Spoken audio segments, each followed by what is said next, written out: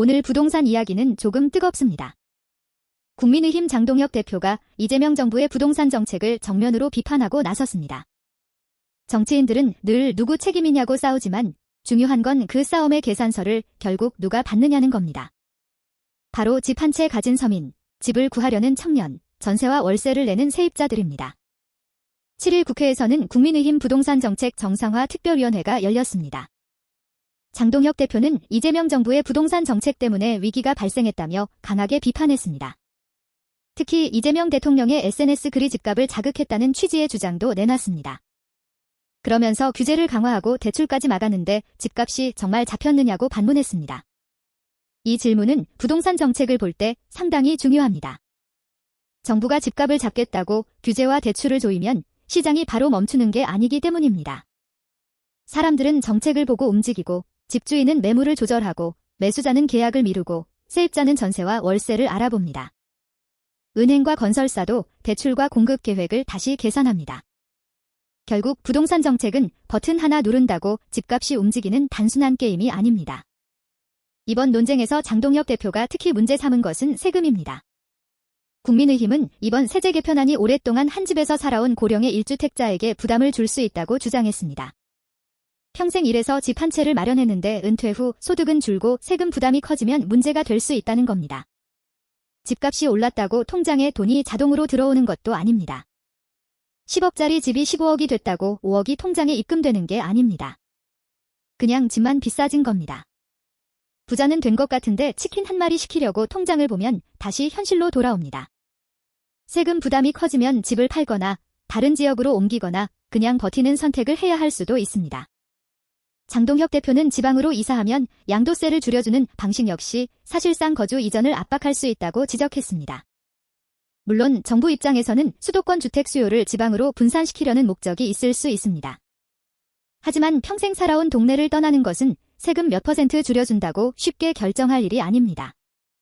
직장, 자녀 학교, 병원, 가족과 이웃까지 모두 연결되어 있기 때문입니다. 사람이 이사하는 게 게임처럼 버튼 하나로 되는 것도 아닙니다. 버튼 누르면 부산 도착, 다시 누르면 서울 도착이면 참 좋겠지만 현실에서는 이삿짐 센터부터 알아봐야 합니다. 또 하나 중요한 문제는 청년과 무주택 서민입니다. 국민의힘은 세금 부담이 커지면 집주인이 이를 전월세 가격에 반영할 가능성이 있다고 주장했습니다. 물론 모든 집주인이 임대료를 올린다는 뜻은 아닙니다. 하지만 비용이 증가하면 누군가는 그 부담을 떠안게 됩니다. 결국 세금 부담이 세입자에게 넘어갈 가능성이 있는지가 중요한 겁니다. 특히 청년들에게 월세 10만 원, 20만 원은 결코 작은 돈이 아닙니다. 집값이 부담스러워 집을 못 사고 전세금도 부담스럽고 월세까지 오른다면 무주택자의 선택지는 더 좁아집니다.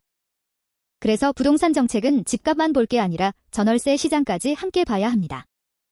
정치권에서는 이번 정책을 두고 거센 공방을 벌이고 있습니다.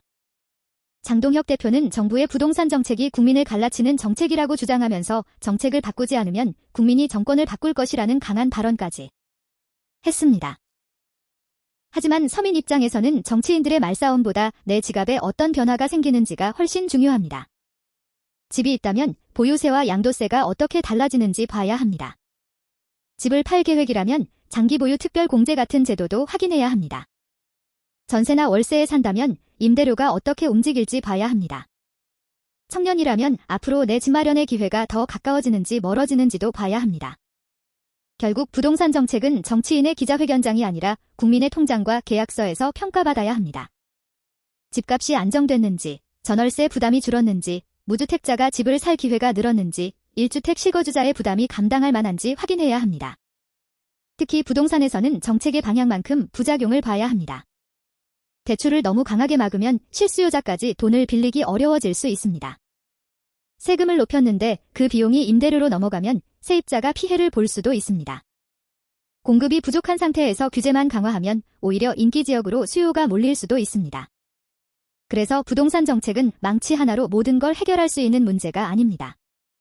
집값을 잡겠다고 망치를 너무 세게 휘두르면 집이 아니라 벽만 부서질 수도 있습니다.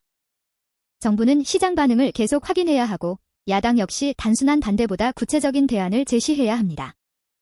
국민이 봐야 할 것은 누가 더 크게 소리치는지가 아닙니다. 실제로 집값을 안정시키고 전월세 부담을 낮추며 청년과 무주택자의 내 집 마련 가능성을 높이는지가 중요합니다. 결국 부동산 정책의 성적표는 말이 아니라 결과입니다. 내 월세가 줄었는지, 받을 수 있는 대출이 늘었는지, 내가 살 수 있는 집의 가격이 내려갔는지, 평생 살아온 집을 지킬 수 있는지를 봐야 합니다.